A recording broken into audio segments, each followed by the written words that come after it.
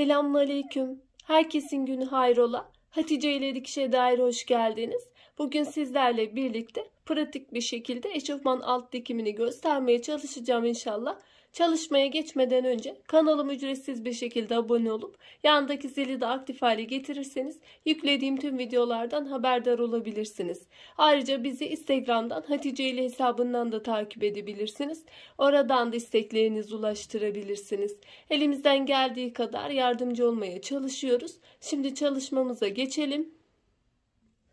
Kumaş olarak şardonlu 3 iplik kullanacağım. Şardonlu da içi polarlı olanları şardonlu diyoruz. Benim parça kumaşım vardı. Daha önce yaptığım çalışmadan kalanı değerlendiriyorum. Burada normalde beden ölçüleriyle genellikle çalışıyorum. Fakat burada kendi kıyafetimizi kalıp olarak kullanacağım. Daha da pratik bir şekilde yapacağız inşallah. Şöyle kumaşımı 2 kat yaptım. Bir daha katlıyorum. Kumaşım 4 kat.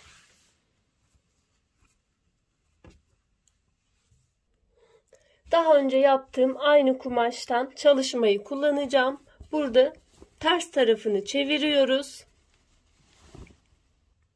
Siz isterseniz ben 4 kat şeklinde çalışacağım. Arkayı ayrı, önü ayrı da çalışabilirsiniz. Arka çalışır gibi alacağım ben. Ön tarafa değil de arka tarafa katlıyorum. Kalıbımızı kumaş katı bölümüne burada 2 santim uzun yapacağım.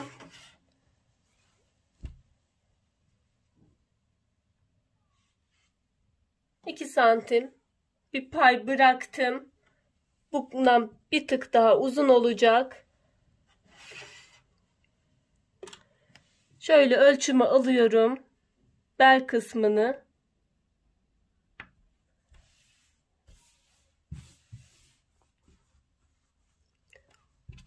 Dikiş paylı olmasına rağmen bir kısım daha fazladan alacağım. Dikiş payı bırakır gibi düşünün. Çünkü 4 kat çalışıyorum. Ön kısımlarda daraltma yapacağım için bunu toplamına verip ön kısımlardan çıkarmış olacağım. Dikiş payı şeklinde düşünebilirsiniz. A bölümünde de keza öyle.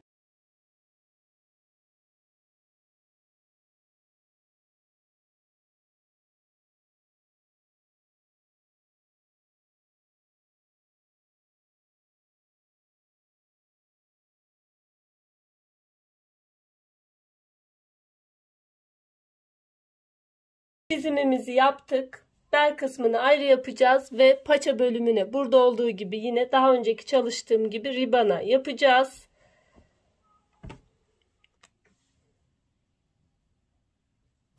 Üst kısımda dikiş payı bırakacağım.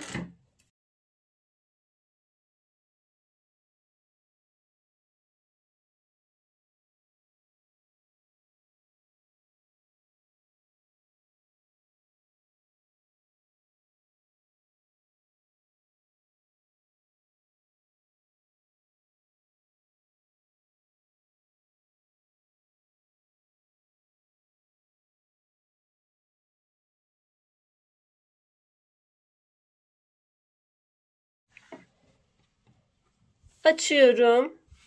Bir taraf ön, bir taraf arka. Bu kısımdan bir 3,5 santim ön düşüklüğü yapıyorum. Ortada sıfırlayacağım.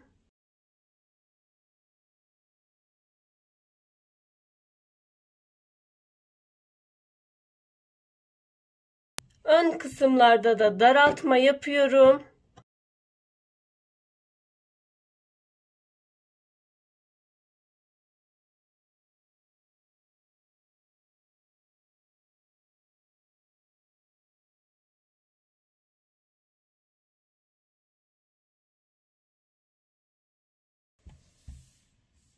Ribana ve bel kısmını da ayarlıyoruz.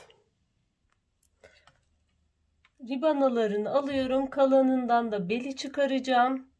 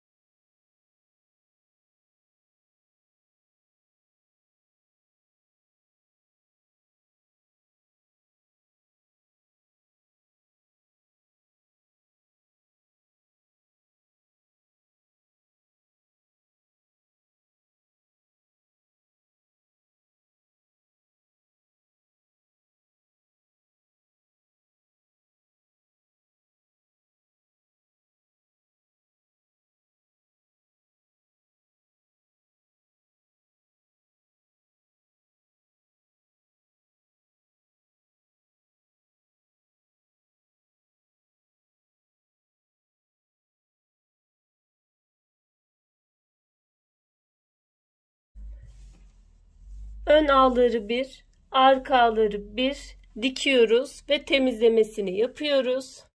Arka ve ön ağların birleşimini yaptık. Şimdi şu şekilde yapıyoruz. Eşofmanımız formunu almış oluyor. Şuradaki dikişi dikişe denk getiriyoruz ve iğneliyoruz. İğneledikten sonra bu kısımları da dikip temizlemesini yapıyoruz. Bu dikişleri de yaptık ve temizlemesini de yaptık. Şimdi ribanalarını eklemesine geçiyoruz. Daha sonra da bel kemerini takacağız. Ribanaları için kendi kumaşından yapıyorum ben. Eğer ribanalık daha esnek kumaş kullanacaksanız biraz daha kısa kesebilirsiniz. 3 santime yakın ribanada kısa kesebilirsiniz. Ben çok az kısa kestim. Normalde bu kumaşların da esneyen kısmı her zaman en kısmına denk getiriyoruz. Çalışmada da zaten o şekilde yaptım. Şöyle ribana için 2 kat şeklinde alıyorum. 7 santimlik bir kısım aldım. Ve şu şekilde yapıyoruz. Şurası dikiş payım olacak. Şu şekilde 2 santime yakın bir kısa kestim. Şu kısmı. Ribanalık daha esnek kumaş yaparsanız 3 santim civarında da kesebilirsiniz. Ribananın genişliği size kalmış. Benim bitmiş haliyle şu şekilde olacak. 6 santime yakın bir ribana boyu oluyor. Daha da kısa alabilirsiniz. Ben bu şekilde bu çalışmada yapıyorum. Öncelikle şu yan kenarları dikiyoruz. Bu şekilde bu iki kenarı dikiyoruz. Yan dikişleri diktik ve temizlemesini yaptık. Şu şekilde ikiye katlıyorum.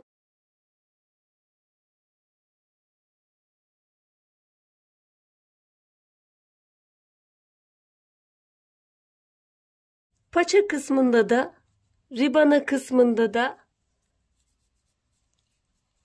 dört kenarını, bunda iki kenarı da olabilir. Çünkü küçük bir çalışma.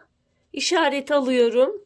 Bir kısım ribana kısmını kısa kestiğimiz için bunu dengeli bir şekilde dikmek için yapıyoruz.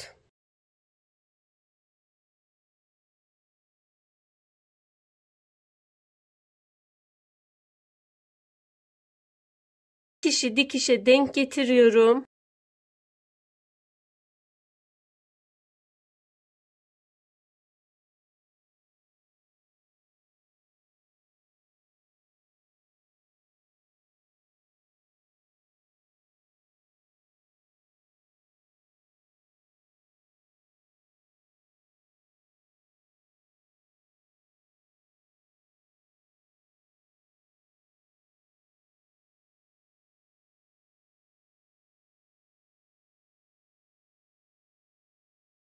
Şimdi bu kısımları dikip temizlemesini yapıyoruz.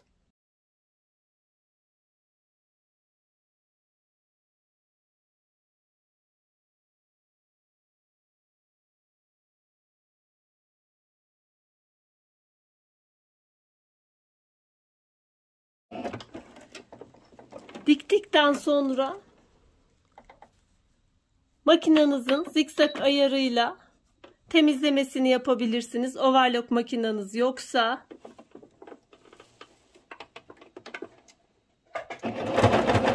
Temizlemesini de yapıyorum.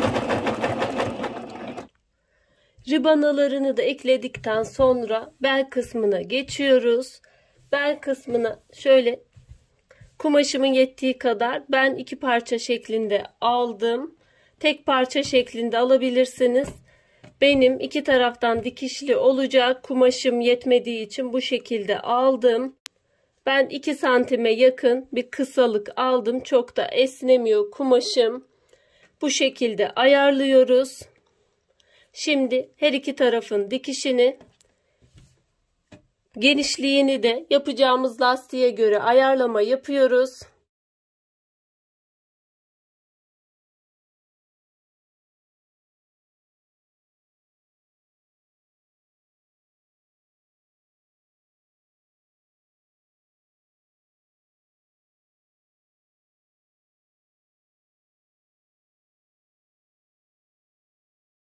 Zikzak ayarıyla da temizliyoruz. Overlock makinamız yoksa. Kemer kısmımızı ekledikten sonra şimdi bıraktığımız kısımdan lastiğimizi geçiriyoruz.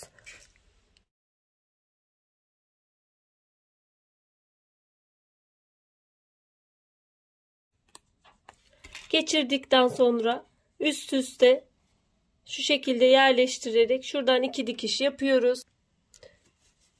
Diktikten sonra içeri yerleştiriyoruz ve dengeli bir şekilde dağıtıyoruz. Geçirmek için boş bıraktığımız kısmı da dikiyoruz. Lastiği geçirmek için kısmı da diktikten sonra istediğiniz gibi üst spor dikişlerini yapabilirsiniz. Baskı dikişleri, alttan bir dikiş, üstten bir dikiş yapabilirsiniz. Şu alt kısımdan sade bir dikiş yapabilirsiniz. Ortadan da bir dikiş geçebilirsiniz. Şimdi dikişini de yaptıktan sonra bitirmiş oluyoruz. Kısmını da bitirmiş oldum. Alttan bir dikiş, üstten bir dikiş, bir makine ayağı kullanarak bu şekilde diktim. Dikişi dikişe denk getirmemiz gerekiyor. Bu şekilde diyordum. Dikişler dikişe denk gelmesi gerekiyor. Ve çalışmamız bitmiştir. İstediğiniz kıyafetten kendi kalıbınızı çıkarabilirsiniz. Umarım faydalı bir çalışma olmuştur. Yapmak isteyen, denemek isteyen arkadaşlara kolaylıklar diliyorum. Allah'a emanet olun. Hoşça kalın. Sağlıcakla kalın.